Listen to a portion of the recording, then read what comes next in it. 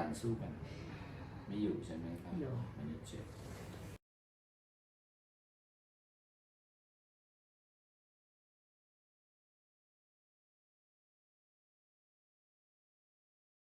L-type rotator cuff tear. Next we do microfracture to promote healing.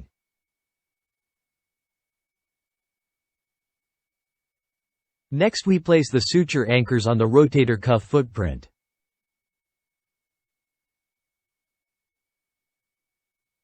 We then pass the suture to reduce the apex of the tear.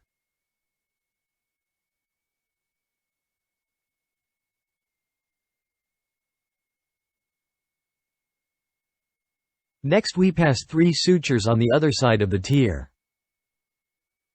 Next we pass 3 sutures on the middle part of the tendon. We then pass 2 sutures on the anterior part of the tendon.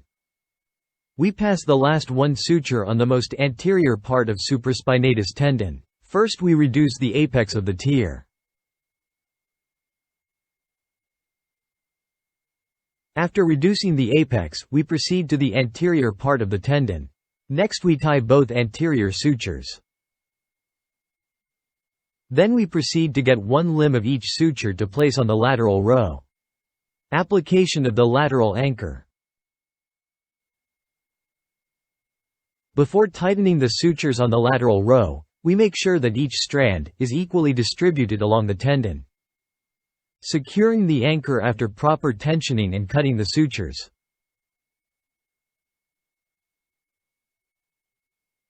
Then we take the other limbs of the suture for the lateral row fixation.